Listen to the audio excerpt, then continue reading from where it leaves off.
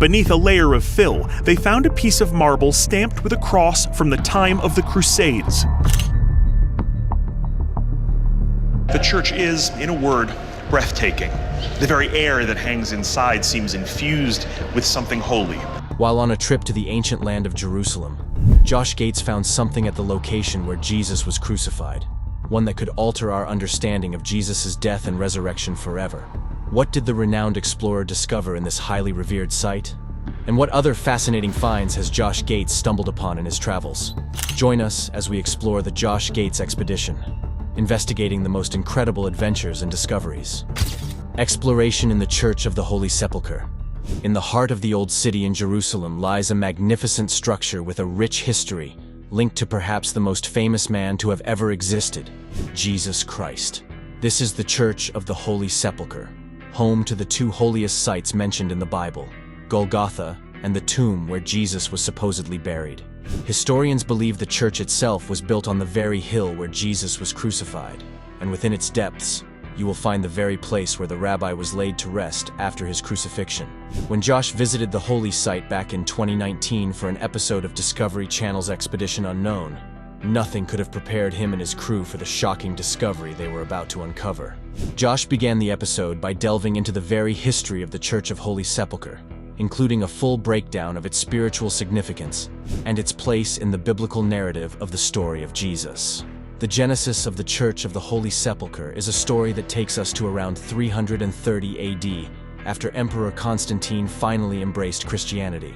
So he sent his mother, Helena, on a noble mission to travel to the Holy Land of Jerusalem and identify the holiest of all the sites associated with Jesus. During this historic trip, Helena commissioned magnificent churches and breathtaking architecture, but the most intriguing of them all was the famed Church of the Holy Sepulchre. It wasn't the building that made this one special, nor was it the artifacts carefully tucked away in its aged rooms. What set this church apart was because it stood right over the very lands where Christ was crucified, buried, and rose from the dead, according to the biblical account. But even before Helena ever found the spot to build the church, the land was already well known as a pilgrimage site for early Christians. Modern archaeologists have found Latin inscriptions on some of the sites, dating back to way before the church was constructed, so it's safe to say it has always held religious significance for the early believers. However, it's also worth noting that prior to the building of the church in 330 AD, this whole space was actually occupied by a pagan temple.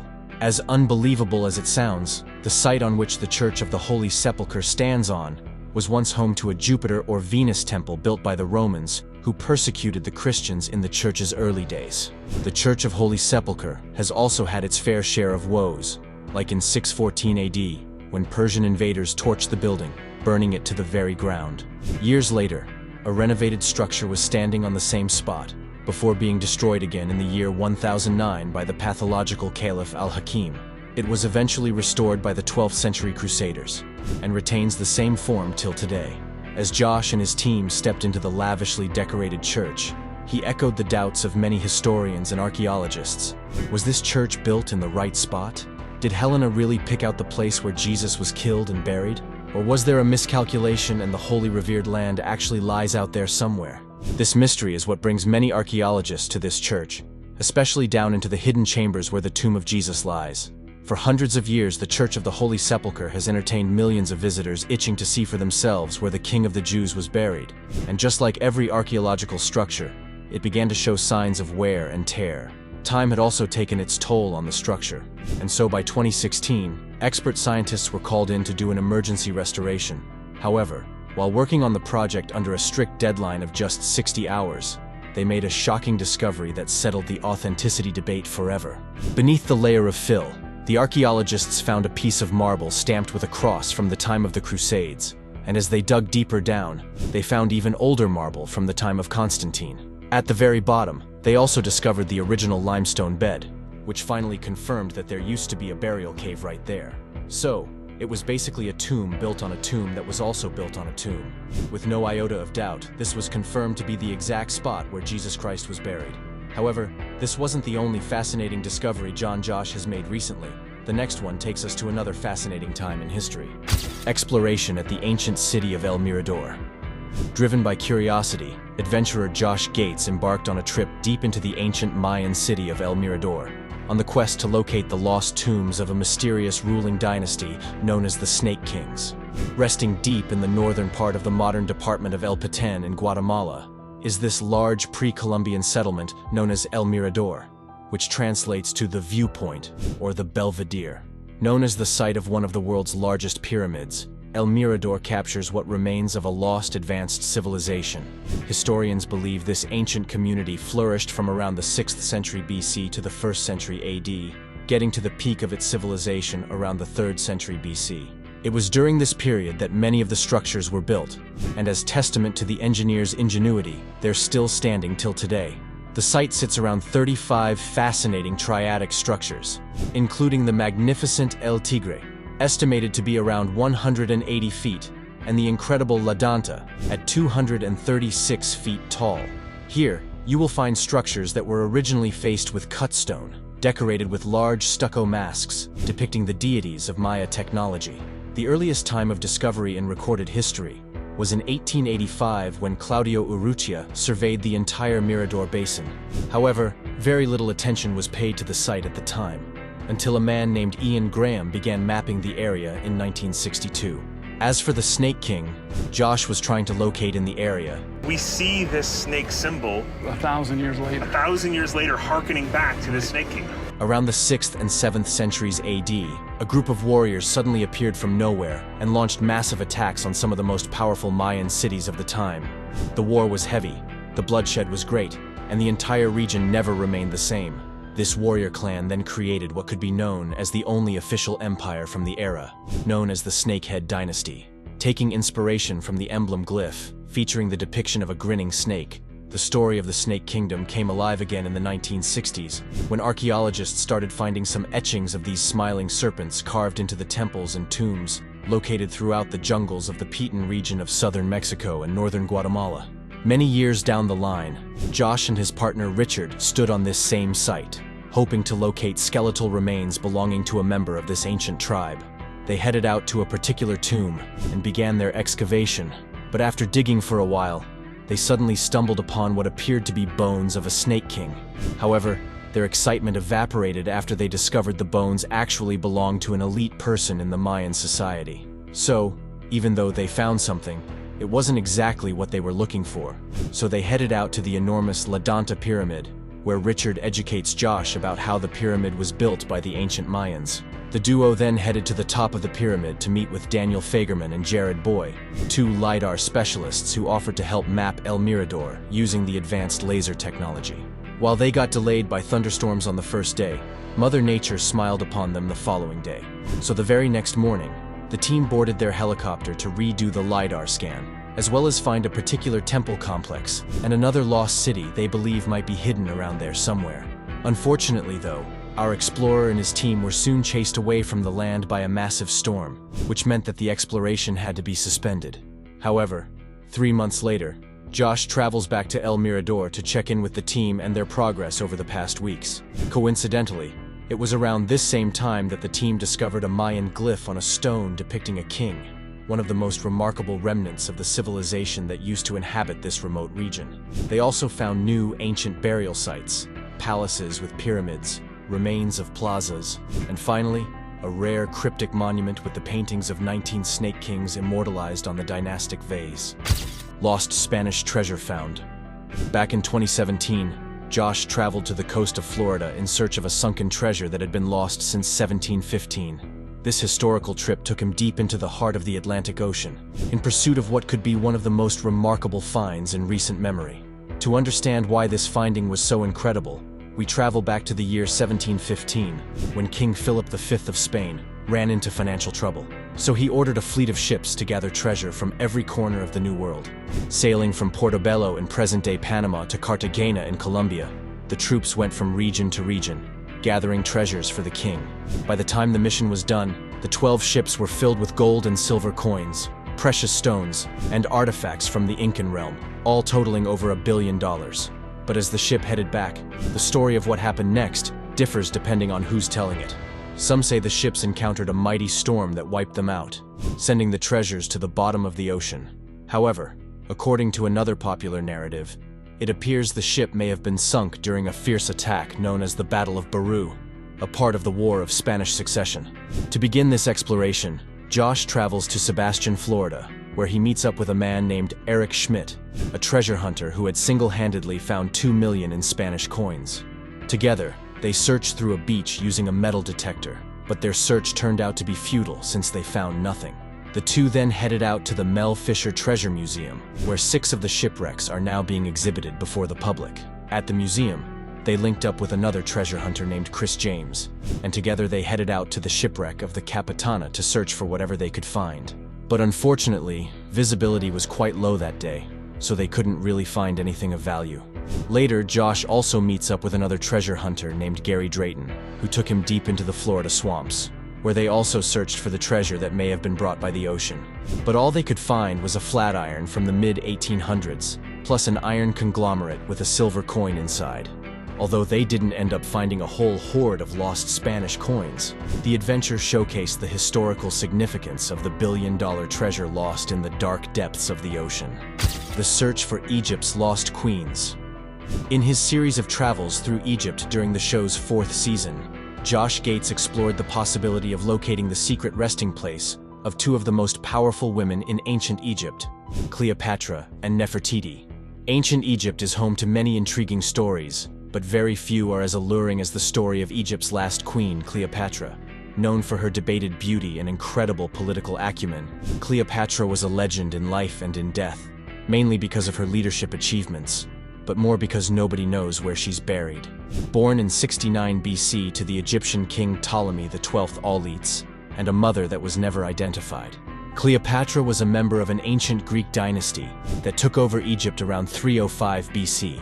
This marked the beginning of the Ptolemaic kingdom, where culture and tradition mixed to create a diverse identity that still carried the Egyptian essence. It was with this backdrop that Cleopatra grew up in Egypt, and in 51 BC, 18-year-old Cleopatra was forced to take the seat of power alongside her brother and husband Ptolemy XIII. History records how she employed the use of seduction as a leadership tool, securing power and influence across the lands. 2 historical feuds plus a baby with Julius Caesar later, and Cleopatra became an iconic character in Egyptian history. Nefertiti, on the other hand, was also one of the most mysterious women in ancient Egypt.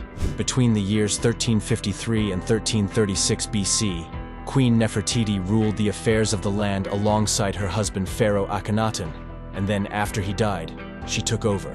Historians believe she was the daughter of Ai, a top advisor to the throne who became pharaoh after the death of King Tutankhamun in 1323 BC. However, there's an alternative story that suggests Nefertiti was a princess from the Mitanni kingdom in northern Syria. But beyond her rich history and cultural impact, Nefertiti is more famous for her beauty, which is widely depicted in carvings and other ancient depictions. On the walls of tombs and temples built during the time of Akhenaten, you will find images of Nefertiti and her husband, more than you will find depictions of any other Egyptian queen. However, even with little documentation about her life and legacy here and there are still many unknowns about Nefertiti, and by extension, Cleopatra, and Josh Gates was determined to uncover those secrets. To kick off his exploration, Josh headed to the Egyptian Museum, where he made a scan of the younger lady mummy scientists believe was actually the remains of Nefertiti, to be used for facial reconstruction. Then he headed over to Alexandria, Egypt, to meet a man named Mohammed El Sayed, a deep-sea diver who worked with the Egyptian Museum. Together they suited up and headed out to the spot where scientists believe Cleopatra's palace is currently hidden. Since the site was now submerged underwater, Josh and Mohammed plunged right into the deep to check out the sights, and right off the bat, you could see the lighthouse of Alexandria. The explorers also found remnants of rubble and pottery from the palace, all dating back to the times of Cleopatra. But this was only one phase of Josh's plan. Next, he headed out to the Library of Alexandria to talk to an archaeologist named Kathleen Martinez to discuss the possible locations of Cleopatra's remains. Of course, no one has ever been able to figure that out, but Kathleen proposed that the queen was likely buried at a temple of the goddess, Isis. To find out the truth, the two headed out to an archaeological site known as Taposiris Magna and descended 100 feet into the ground to do some digging. For a very long while, the two toiled to uncover whatever hidden treasure was buried within the depth, and luckily they found a piece of pottery, the head of a sphinx, and a curious-looking tomb that definitely held some secrets. As soon as they got back to the surface, it turned out there was only a single piece of funerary pottery, along with 2 skulls they couldn't identify. At first, the explorers pondered on the possibility of this being the real Cleopatra's skull, but they soon discovered that these 2 skulls belonged to entirely different people. The finding about Nefertiti took Josh from Egypt to Paris in France. The plan was to have Danes build the face he initially scanned at the Egyptian Museum to determine whether it really belonged to Nefertiti or not. Not surprisingly, the results delivered by Danes matched the busts of Nefertiti in museums worldwide, which means that the younger lady's mummy may likely be the remains of Nefertiti. The search for lost Nazi treasures. In the hunt for hidden loots and artifacts, Josh Gates headed out to Corsica, an island located between the coasts of France and Italy, to find the lost treasures of a Nazi general named Erwin Rommel. This journey takes him through never-explored underground lakes and lost relics of the Second World War, through the trails followed by General Rommel. You see, as Hitler's war neared its end, Rommel, a Nazi field marshal, and his soldiers went on a massive looting campaign, assaulting the Jewish citizens on the island of Jerva in Tunisia to amass gold and other expensive items worth over £20 million.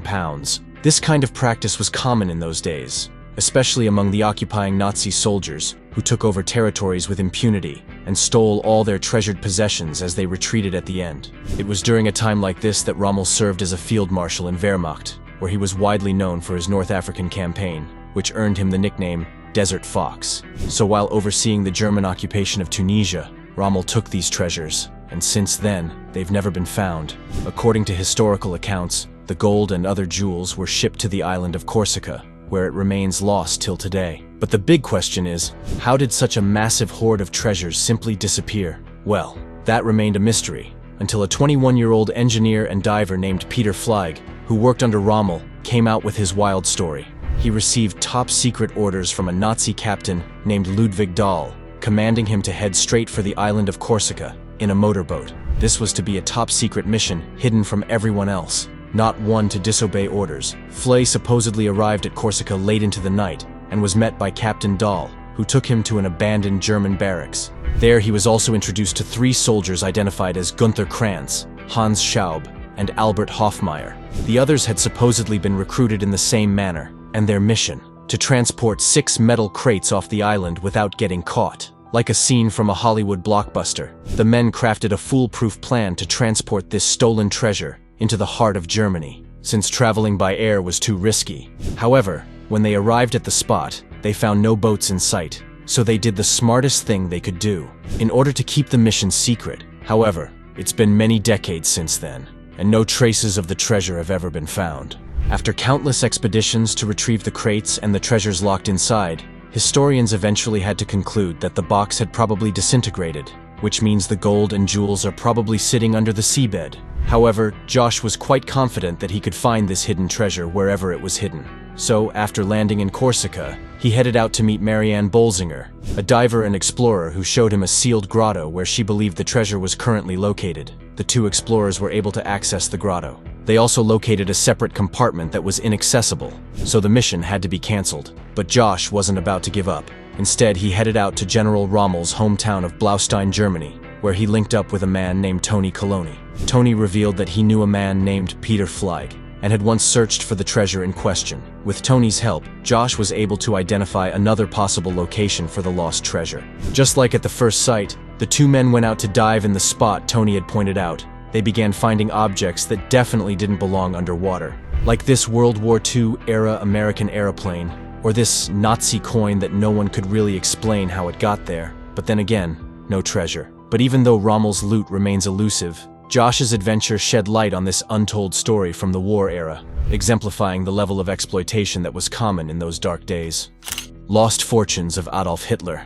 There is a story from over 70 years ago about a Third Reich treasure box hidden in an unknown location, only accessible by a code written by Hitler's secretary and embedded in a piece of sheet music. No one has ever been able to locate this treasure trove, but adventurer Josh Gates was willing to give it a try. So he embarked on a trip to Amsterdam in a quest to uncover the true location of Hitler's treasure.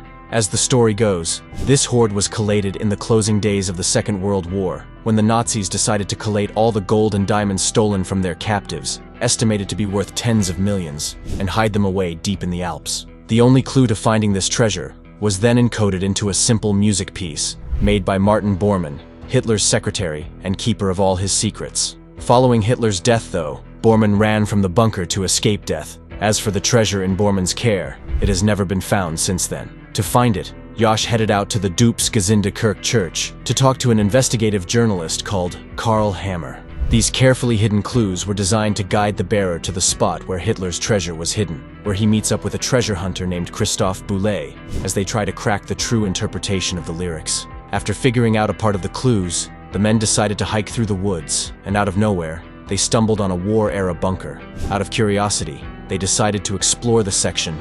All they could find were 4 old bullets, an ammunition case, a belt, a magazine, a rifle, and what remained of a gas mask, all from the inglorious days of World War II.